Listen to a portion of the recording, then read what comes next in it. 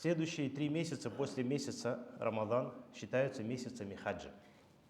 Сподвижники пророка, саллаллаху алейхи вассалям, табиайны, вот в эти 3 месяца они выезжали в сторону Мекки для совершения хаджа. И хадж является одним из обязательных столпов ислама. Аллах Субхану ва Тааля говорит в суре Аль-Имран: «Воистину первым домом, который был воздвигнут для людей, является тот, который находится в Бекке».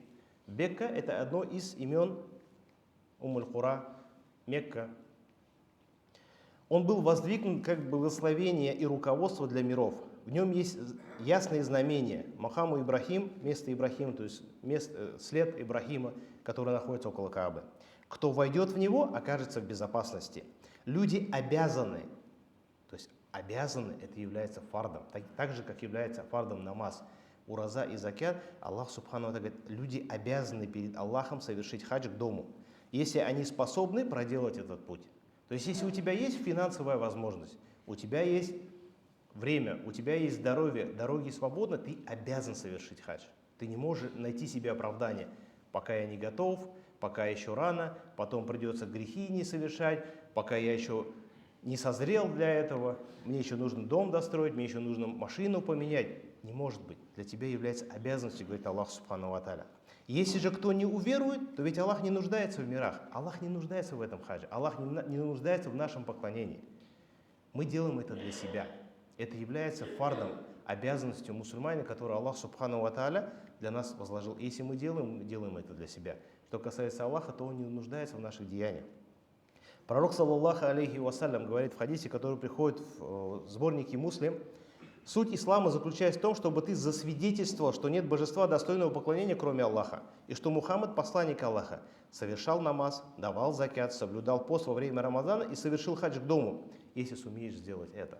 То есть так же, как мы читаем намаз, так же, как мы держим уразу, так же, как мы платим закят, мы должны совершить хадж, если у нас есть возможность. То есть сегодня, сейчас у меня есть 360, минимально сейчас 360-370 тысяч.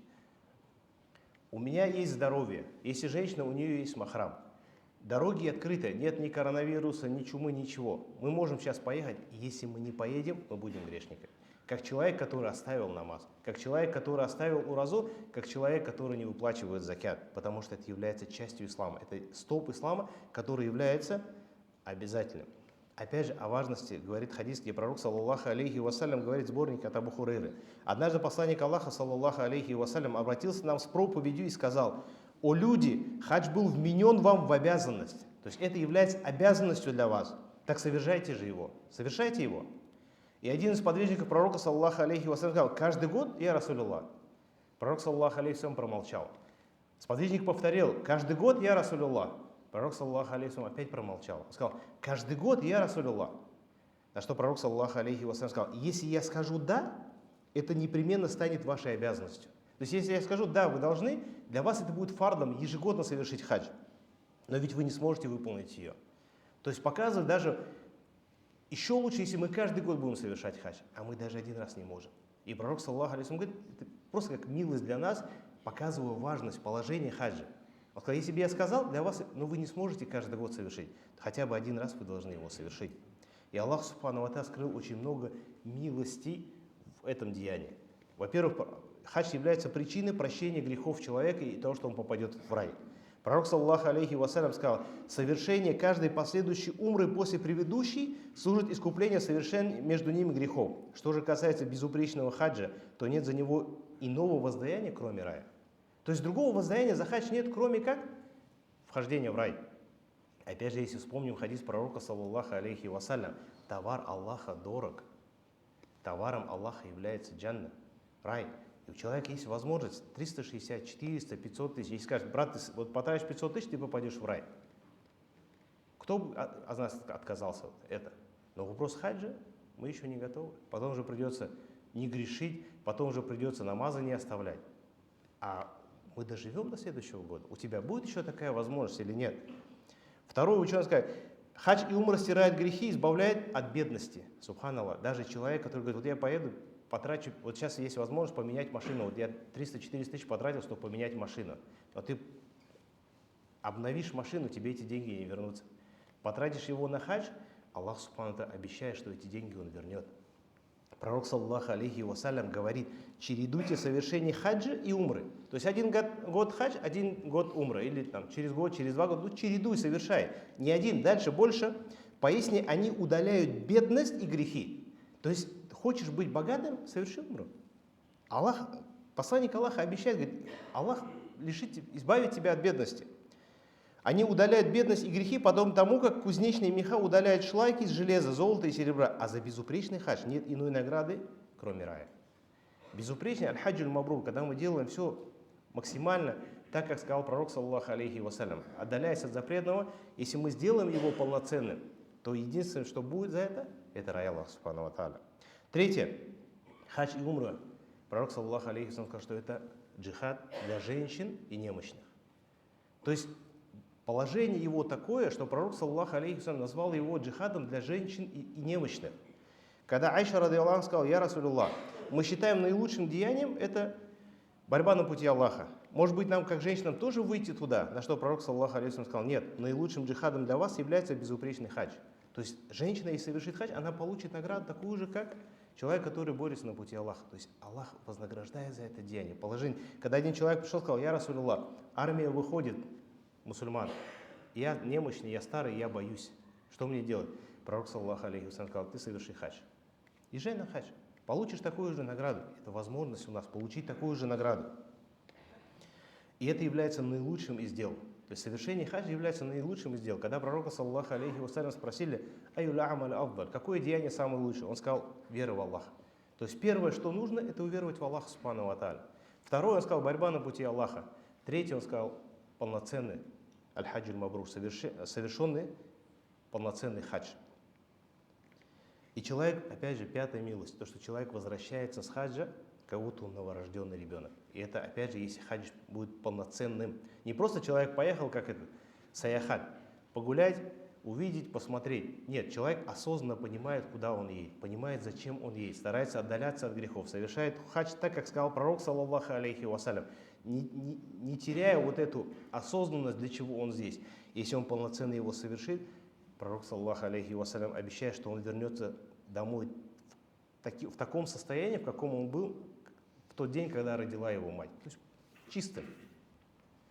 Пророк, саллаллаху алейхи вассалям, про него приходит Абу Хурайра: я слышал, как пророк, саллаллаху алейхи вассалям, сказал: тот, кто совершит хадж ради Аллаха, не приближится к своей жене и не совершив ничего греховного и недостойного, вернется домой таким же, каким был он в тот день, когда родила его мать. Возможность. Вот есть возможность заплатить эти деньги и приехать, все грехи, которые были до этого, Аллах простит. Но мы этим не пользуемся. Мы боимся, что после этого придется и оставлять намазы, после этого придется оставлять грехи. Разве это не глупость? Более того, хадж уничтожает, стирает все, что было до этого. Когда Амр ибн Аляс, сподвижник пророка, саллаллаху алейхи вассалям, принял ислам, а до этого он очень много сделал против ислама, так же, как и Икрима ибн Абу Джахиль. Это был человек, который поехал к Негусту, чтобы забрать мусульман у Негуста. То есть он был очень такой колкий на язык, был очень мудрым, тонким политиком, и очень много вредил исламу. И когда он принял ислам, они вместе с Халид ибн Валидом приехали в Медину. И он обратился к пророку, саллаллаху алейхи вассалям, сказал: касательно моих прежних грехов. Пророк, саллаллаху алейхи вассалям, сказал: о Амар, разве тебе не известно, что ислам уничтожает все, что было прежде? То есть ты принял ислам, все, что до этого было, Аллах прощает твои грехи. И хиджра уничтожает все, что было прежде. И хадж уничтожает все, что было прежде. Если мы полноценно совершим хадж, все грехи, которые мы совершали, кто-то 20, 30, 40 лет до того, как принять ислам, до того, как вернуться в ислам, мы совершали грехи. У нас есть возможность, совершив этот хадж, вернуться и получить прощение Аллаха субханаху ва тааля. И приводит в хадисе то, что хадж является действием, которое совершали и пророки до Мухаммада, саллаллаху алейхи вассалям. В Мине есть мечеть Аль-Хайф. Эта мечеть, она Аяму Ташрик, да, получается, 8 и дальше 10, 11, 12. То есть вот несколько дней всего в году эта мечеть открывается и работала. И пророк, саллаллаху алейхи вассалям, сказал: в мечети Аль-Хайф совершили намаз 70 пророков. То есть 70 пророков совершали хадж и читали намаз в этой мечети. То есть это сунна пророков еще до Мухаммада, саллаллаху алейхи вассалям. Опять же, человек, который совершает хадж, он является гостем Аллаха. гостем Аллаха и делегатом.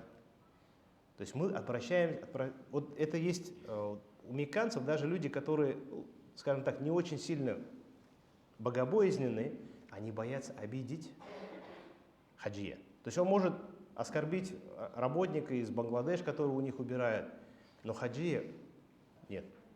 И вот это очень контрастно чувствуется, когда он, допустим, с неким пренебрежением разговаривает с кем-то, и в то же время с улыбкой, он говорит, дуюфур рахман.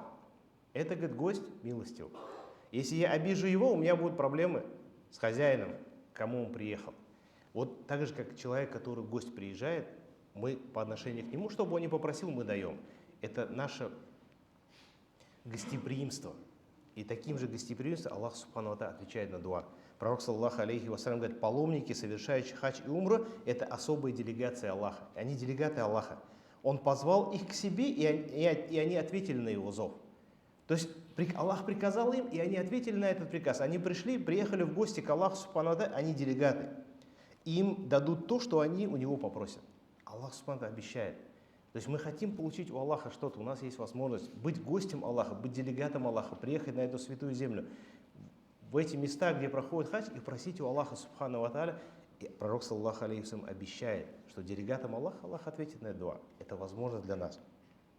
Также Аллах Субхану ва Тааля будет хвалиться паломниками. Субханаллах, кто среди нас не хочет? Вот мы просто сидим, и кто-то говорит, о, брат, это хороший брат, и начинает нам хвалить. Даже если мы проявляем скромность, в душе нам это нравится. Человек, природа его такая, нам нравится, когда люди нас хвалят. А представьте, какое ощущение человека, кем хвалится Аллах Субхану ва Тааля. И пророк, саллаллаху алейхи вассалям, об этом говорит, поистине Аллах хвалится людьми на Арафате.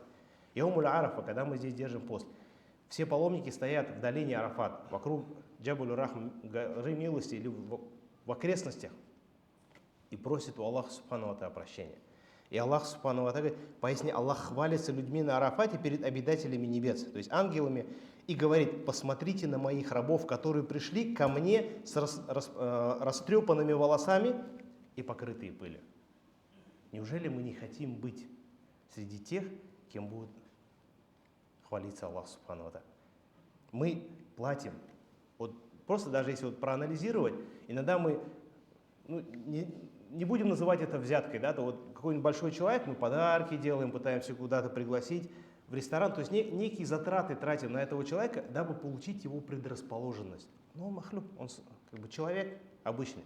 И в то же время у нас есть возможность получить предрасположение Всевышнего Аллаха Субхану ва Тааля. Тем, кем будет хвалиться Аллах Субхану ва Тааля перед ангелами. Тех, кого дуа будет приниматься, те, кто будут гостями Аллаха Субхану ва Тааля. И как халатны мы к этому. Также в этот день, Яумуль Арафа, когда паломники будут стоять на Арафате, это самый день, над которым восходит солнце, как сказал пророк, саллаллаху алейхи ва саллям, где наибольшее количество людей будет избавлено от огня ада. В хадисе приходит, что нет другого такого дня, когда Аллах освобождал бы от адского огня больше своих рабов, чем день Арафата. То есть люди, которые вот в этой долине Арафат будут стоять, большинство из них Аллах Субхану ва Тааля избавит от огня ада. То есть, если вопрос, человек говорит, заплатит, цена, человек избавляется от ада за всего 500 тысяч или всего 400. Для нас 400 тысяч это большие деньги. Нет, ты платишь эти деньги, чтобы оказаться среди тех, кого Аллах Субхану ва Тааля избавит от огня ада. Нужно вопрос этим ставить. Это те, кто приедут вернуться безгрешными. Это те, кем Аллах эти деньги вернет. Обещание пророка, саллаллаху алейхи ва саллям, он вернет эти деньги. Но мы, опять же, мы не верим в это. Если бы мы это верили, есть, альхамдулилля, очень много случаев, когда человек тратит, возвращается в 2-3 месяца, эти деньги возвращаются. Он говорит, вот я реально увидел, как эти деньги вернулись. Аллах возвращает, Аллах не обманывает.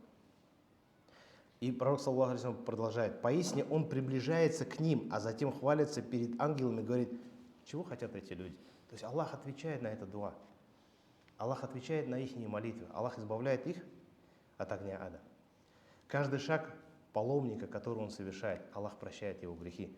В хадисе от Ибн Умара приходит, я слышал, как пророк, саллаллаху алейхи вассалям, говорит, каждый раз, когда верблюд паломника, не человек, верблюд, поднимает и опускает ногу в ходьбе, Всевышний записывает ему хорошее деяние, очищает его от плохого деяния и увеличивает его степень. сколько шагов верблюд делает, тем выше его степень. Чем дальше человек отправляется в хадж, претерпевает трудности сафара, Аллах Субхану ва Тааля прощает его грехи. И пророк, саллаллаху алейхи вассалям, говорит: кто желает совершить хадж, пусть поторопится. Кто хочет совершить хадж, пусть не оставляет, поторопится. Пусть у него есть сегодня возможность, есть эти деньги, есть дорога открыта, пусть поторопится. В другом хадисе пророк, саллаллаху алейхи вассалям, говорит: спешите совершить хадж, потому что любой из вас не знает, что с ним может случиться в будущем. Сегодня я здоров, сегодня у меня есть деньги, сегодня дороги открыты. Поеду на следующий год. Сколько было таких людей? В 2019 году, я на следующий год поеду. Коронавирус, следующие 2 года никто в хадж не поехал. Кто умер вот в течение этих 2 лет? Они умерли как грешники, которые не совершили хадж. Потому что сегодня на мне деньги появились, я здоров, дорога открыта, для меня это является фардом, и я не совершил. Если я умру в этом состоянии, я умер как человек, который не совершил хадж. Как человек, такой же, как вот человек не читал намаз, человек, который не платил закят, человек, который не держал, и человек, который не совершил хадж. Сегодня на мне есть возможность, сегодня на мне это фард. И поэтому пророк, саллаллаху алейхи вассалям, говорит: спешите, потому что вы не знаете то, что будет завтра. Либо мы заболеем, либо дороги закрыты, либо я обеднею. Дни не постоянно, дни меняются. И поэтому это испытание Аллаха Субхану. Сегодня есть возможность, мы должны спешить с этим. Опять же, хадис пророка, саллаллаху алейхи вассалям: ман хафа адляджа, кто боится, пусть выходит заранее, пусть выходит ночью. А кто вышел ночью, он достиг цели, говоря о караване. Кто боится Аллаха, должен спешить с этим, должен спешить с совершением деяний. Когда Умар ибн Хаттаба спросили касательно людей, которые не совершают хадж, имея на это возможность, он сказал: они не мусульмане. То есть говоря о том, что их вера неполноценна. Не то, что они кафиры, нет, не об этом. Но их вера, она неполноценна. Он не понимает важность того, что вот сегодня, сейчас мы должны его совершить. То есть они неполноценные мусульмане. И ученые сказали, что сошлись на том, что оставление хаджа на потом при наличии возможности это недопустимо. Есть другая сторона.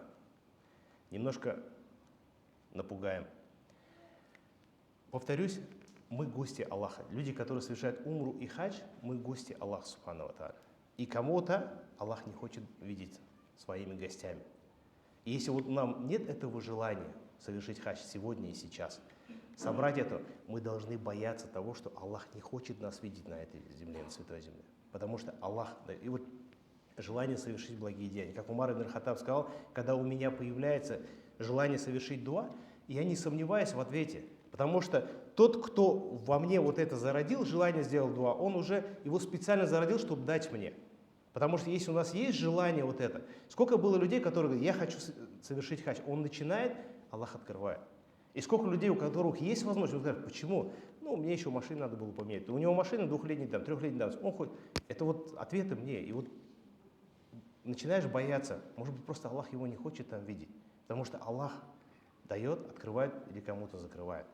Поэтому должны поставить себе цель, захотеть это, быть гостем Аллаха Субхану ва Тааля, быть среди делегатов Аллаха Субхану ва Тааля, среди тех, кем Аллах Субхану ва Тааля будет гордиться перед своими ангелами.